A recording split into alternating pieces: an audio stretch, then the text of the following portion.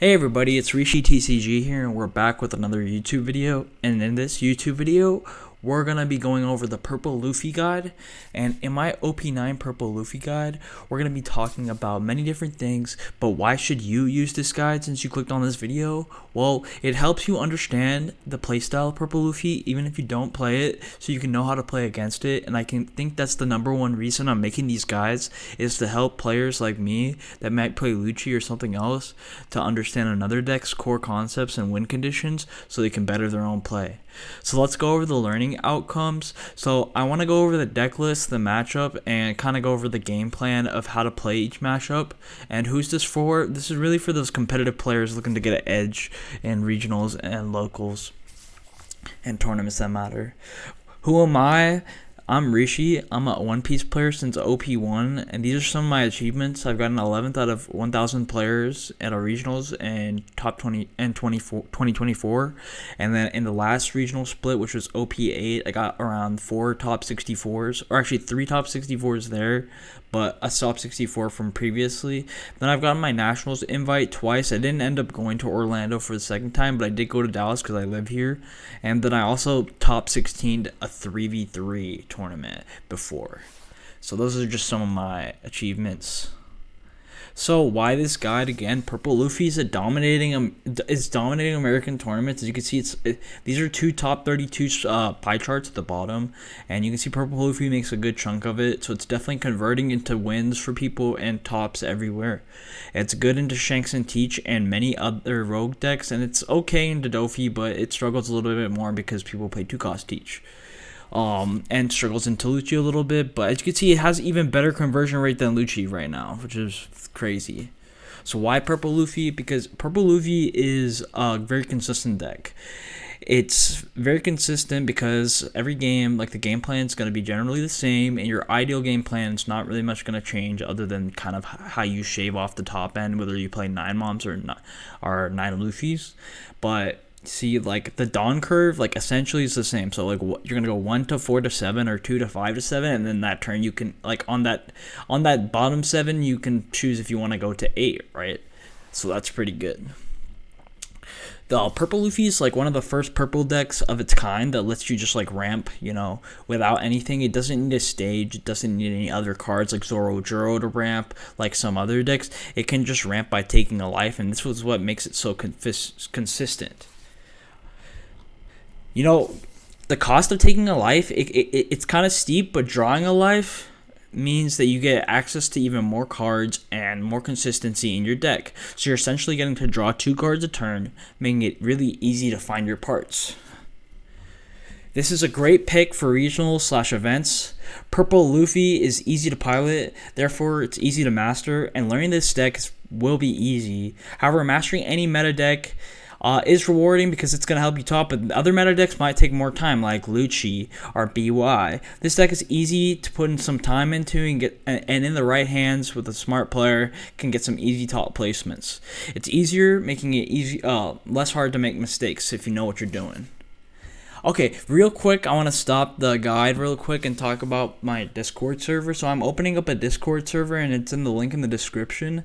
I don't know what I'm going to use this Discord server for, but go ahead and join that Discord server if you're a YouTube subscriber, and make sure you're subscribed, because I'm going to be doing a 1,000 subscriber giveaway here in a little bit, because I'm 50 subscribers away. And for that 1,000 subscribers giveaway, I'm going to be giving away a lot of goodies and gifts, but one of the first things that's going to be a part of that gift is going to be a booster box of O10 when that comes out here in March. So go ahead and join my Discord for more information and potential tournaments and stuff like that, and meta information, and when YouTube videos get posted. Alright, so let's go back to the guide. So why P Luffy though? A Lucci player that's like 75% mastered on Lucci will always lose to a Purple Luffy player that's 90 to 100% mastered on Purple Luffy. It's just how it goes, because Lucci's a harder skill cap to reach, and Purple Luffy's not that hard. So you're getting like a more bang for your buck though. It's like a better deal, if that makes any sense. Okay, so let's go. We're gonna go straight into the cards in the deck list, and I know I didn't edit it that well, but we're gonna talk about each card specifically, what I think the card is good for, what it does, and we're gonna start with searchers. So this can search Gum Gum Giant and himself, so it's a really crucial card in our deck. It can be played off of our Luffy Taro. This is Zoro, and it can be played on 4 Dawn. This card's really strong. It can also search himself, so you can like recursion search it to find more cards and play it off of the. So you can play it on 4 Dawn, and then going into your 7 Dawn turn, you can play him off of Luffy Taro again for another search. Okay, don't know why it's posted twice. Okay. Oh fuck, I think I forgot to do something. I'm gonna have to cut this, bruh. Alright, we are back after that minor disconnect, and let's go ahead and talk about the next searcher. So Trafalgar Law, you cannot search Gum Gum Giant with this card, or himself. You can search Heart Pirate cards, so this card's kind of good. The card's good into Blackbeard as a swinger into Q and Lafitte. But unfortunately, this card really doesn't have any use after that turn 1, so we're just gonna pitch it later if we have it in hand. Alright, so Luffy Taro, this is part of the main package of the deck. You ideally want to curve a Law and then that Zoro searcher that I said into a Luffy Taro, plus he plays a Straw Cat that's 5 cost or less. Since Luffy Taro Dawn minus is 1, the following turn you can't play a 9 cost unless you use your leader ability. But like, just keep in mind, you don't have to always use your leader ability and play a 9 cost. Sometimes it's just better to play Luffy Taro or some variation of blockers and leaving 1 Dawn up until you go to 10 Dawn. Sangoro is the other card that Zoro can play off of Luffy. You can play him going second on turn 2, and when you play him on turn 2, you go to 7 the next turn. Then you can leader ability, go to 8, and then now you can use Sangoro effect and swing, get the draw effect where you're at 8 Dawn, play your Luffy Taro minus if you want to, and then sometimes it's even worth playing this card as 2 into decks like Blackbeard on 10 Dawn because it's an while attacking card, so you can use it. Right, it's just giving you 2 cards. Sanji, this looks like a really big lethal card that's gonna help you lethal, but it's really just a big body into play if you don't draw Luffy Taro, which is like the worst case scenario. Usohachi is the best searchable 2K, purple 2K in the game. When going for a lethal, you want to use this card. It's essential to go for lethal. It's really good. It can rest up to a Sabo. Really strong. I don't know why this is so fucking blurred out, but Sanji blocker, you're rarely gonna use this card for its effect because you're never gonna really be under 2 Dawn. You're not playing RP Law, so it's most likely just gonna be counter 99% of the time. Sachi and Penguin, this is the 4 cost 5,000, 2,000 counter, can be searched by Law, right? Effect's useless. Yeah, you know what the effect used to do if you used to play back then. Franosuke, he's 2,000, never seen him come up. I mean, I think I've seen someone try to go lethal. I think it's dog shit 2K. I think this is the 2K we're going to be set on, is Hitori Kamazo, and he's a 2,000k counter with a 5,000k stat line, like Penguin. Can get rid of Teach from Doflamingo, which is really good. Black Yellow Luffy, babies, Nami, Kaya, Bonnie blockers. So this is obviously the best 2K because it gives us the best options to deal with like the meta.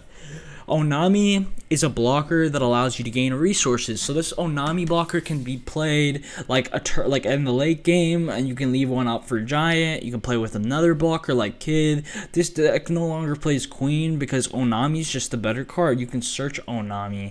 It's searchable off of 1 cost Law, and it can also be played off of the Luffy Taro. Okay. Off that first Luffy Taro, if you do decide to play Onami, you cannot activate the Onami effect because you will not be at 8 or more Dawn. Late game play is Onami, leave Gum Gum Giant up. Get some filter in and leave 1 up. Okay, so I don't know why this was repeated. Okay, so Nico Robin, that is not Nico Robin. This is actually Nico Robin. Crazy. Okay, what is that? Okay, this is the Nico Robin card we're talking about. It's the 2 cost 2K blocker. Nico Robin's a cheeky 1-0 blocker. You can just combine with the Onami to get 2 blockers out to prevent them from lethaling you and stall out an extra turn. Purple Luffy likes to stall out when they can with 9 moms and blockers like the So and Gum Gum Giants. Captain Kid, this card's essentially just strengthening our second Dawn turn, so you're essentially able to just play this on turn 2 going second, and if you play this, then when you play Luffy Taro on the next following turn and you -1, you're not actually losing a Dawn. It makes our second curve a lot stronger and more similar to our first curve, because now we don't have to lose a Dawn and not go to 9 the following turn because of, so we can play Luffy Taro. Because of the Luffy Taro. So we have the option to 9 Mom, or we can play Luffy Taro again. 9 Mom is pretty much your option to stalling. It increases the life and it removes a 6 or less. However, it increases the opponent's life by 1, so it doesn't really help you close the game, but it's very strong against Doflamingo and pretty good into BY if they don't have a power-up Luffy. It makes it hard for them to self-awaken because you can randomly throw a 2K into their life, and that's like really strong because now they just have to have a beater Luffy in order to get rid of that life again, and now you're messing with their life and they can't awaken. So it's really strong in that matchup, and it's good into Doflamingo because you're removing a blocker and essentially establishing a 9K body.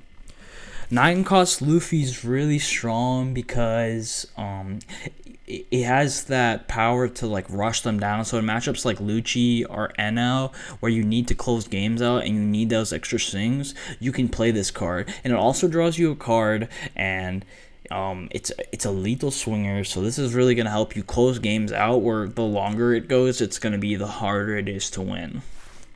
Gum Gum Giant. So Gum Gum Giant's probably like the most broken card in the deck, but because of Doflamingo being able to spread their attacks like 5s or 6s, this card is not too good into Doflamingo because of that, but at the same thing in time, it's also still pretty good because you can draw off this and draw into more counter, so you can counter out of 1 5K and then use this to find more counters to counter out of the other 5s and 6s they might swing at you because they like to go wide with their swings. Also, if your opponent has 4 cards in hand and they have Gum Gum Giant, you can pretty much treat it like they have a 6-card hand. This is something that's going to help you deal with lethal and deciding plays, because that 2 cards in hand will essentially just be the 4K counter, and then on top of that they pitch a cards, they draw 2 more, so it's essentially they could have 5 cards plus an extra counter. So just you gotta treat their hand like a lot more size essentially. Okay, so this is the deck list I decided to go with because of the recent Treasure Cups, and it got 4th in the recent Treasure Cup by the player whose name was Water.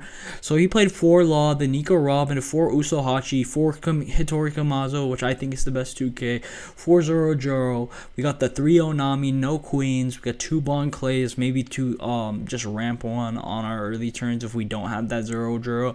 We got the Captain Kids at 4.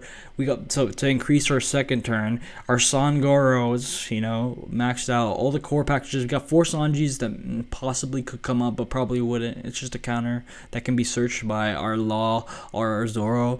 And then we got the 3 9 Moms, particularly teching for Dofi, and maybe teching less for matchups like Ando and Lucci, or we got 2 9-cost Luffys and 4 Gum Gum Giants. Alright, so the general first curve for this deck list is going to be on Dawn 1, you're going to want to play Law. On Dawn 4, you're going to want to play, because you're going to ramp 1 with leader ability, you're going to want to play Zoro, get a card off that. Hopefully you find a Sangoro or something to play. On Dawn 7, after ramping 1 with leader ability, now we're going to go ahead and play Luffy Taro. And off of Luffy Taro, we can play either another Zoro Juro, an Onami, or a Sangoro.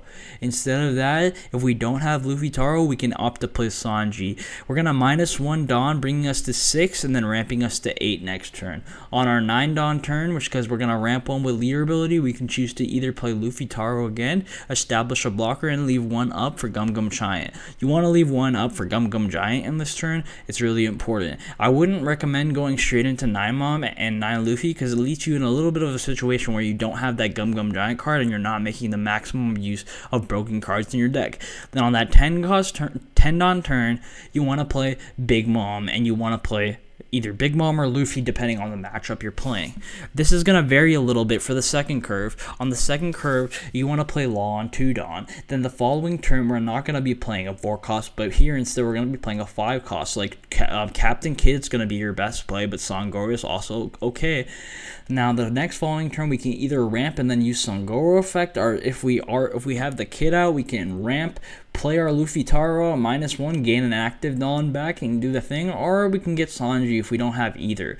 Like I said, on that 9 Dawn turn, we're going to be playing Luffy Taro plus Sangoro, or Luffy Taro into an Onami, or maybe just establishing blockers plus leaving a Gum Gum Giant up. Then when that 10 Dawn card comes up, we can leave a Gum Gum Giant up, as well as playing a 9 cost unit and minusing 1 for either a draw 1 or it puts something in their life. Now let's talk about the matchups, because we just went over like kind of the whole deck, how to play it, but playing certain matchups is going to be a little bit tricky, and let's go into it. So playing Luffy Taro and Sangoro is crucial to winning the Doflamingo matchup, so this is the priority to what you want to mulligan. You don't want to play Zoro Juro off of the Luffy Taro in this matchup that much because it gets bounced by Law. If Jozu bounces your Sangoro, you should still replay it. Focus on clearing their board in this matchup rather than racing their life. Luffy Taro plus Sangoro creates strong attackers to help you clear their board. On 8 Dawn for Purple Luffy, after you play Luffy Taro going first, you want to set up blockers on this turn and do not minus Dawn, allowing you to play your mom on the following turn with 1 Dawn up for Giant, because you need to go to 10. Or instead, if you don't want to do this and you don't have the mom, you can play more Luffy Taro and Sangoros and stay at 8. 9 mom's really strong in this matchup. Another play you can do is use your leader ability on the turn. On the turn again, and then just 9 mom early. So on the 8 Dawn turn, you go to 9, and this just lets you play the 9 mom early, establishing a 9k body and removing one of their attackers. So this is really strong, and this lets you clear their board even faster because now you have a 9k attacker. They're not going to get rid of that unless they have a red rock or some bullshit like that. Another play you can do, or I guess it's repeated. Okay, so this is a slightly favored matchup. It's against Shanks, and Shanks, unlike Doflamingo, has 0 early game power, so they really start playing from 10 Dawn. And everything until then, is just trying to survive. Like, Shanks is just trying to survive so they can chain their 10 costs and beat you. Use our leader ability this game like crazy pretty much every turn to accelerate the speed of the game and get to 9 cost Luffys, because we want to rush them down before they can activate their win condition and game plan, which is starving out the game and playing 10 cost Shanks. Be aware of their dragon math and if they can lethal you out randomly, and just always keeping mind if you're in a situation where you might need to establish a blocker to live another turn because you might die. But yeah, mulligan for 9 cost Luffy, that's probably the primary thing in this matchup, and really focus on creating that sort of accelerated game plan. Teach. Mulligan for this matchup is 1 cost Law, because 1 cost Law is really good. It lets you surge in this matchup, giving us an extra card and swing into their Dock Q and Lafitte, so they can't just get complete value out of that, making us swing with leader into that. This matchup's just about getting the number of attackers on our board up. So Sangoro is really strong because it can not activate main, but while attacking, so it's the best card. So playing as many as you can increases your chances of winning, and it keeps your hand size replenished. Strong play is on 10 Dawn. You can play 2 of them, but generally what I'm saying, you just play them whenever you can. Okay? Pointer. If they randomly rest cards like Teach or Burger, you can jam into them to get rid of them directly. BY Luffy is the last matchup I really want to touch up upon, and BY Luffy is really strong into this deck, but it can still be winned. So in this matchup, you don't want to starve BY Luffy, you want to hit them. Purple Luffy's on a timer in this game, and they only get stronger the longer the game goes. Utilize our ability to spread our board wide and play Luffy Sangoro to get our really strong attackers out and get them down to 2 life early. Then you can continue to hit them, and they're going to be in a situation where either they go down to 0 So they have to go down to 0 for a leader effect, or they have to defend attacks out. So either way, they're losing cards from their hand, because when they use leader effect, they're going to be losing cards from their hand. So another cool tip that you can use is like 9-Mom, like to throw a random 2k on their board or bullshit into their life to make it harder for them to reawaken. This will make it easier for you to beat them in this matchup and make them go into tough scenarios where they have to play out some 2Ks out of hand to fix their life, so they can't play Gecko. Alright guys, that was like my Purple Luffy full guide rundown. I hope this made sense to you guys, and I hope you guys like full free content like this in the futures. So thanks guys, appreciate it.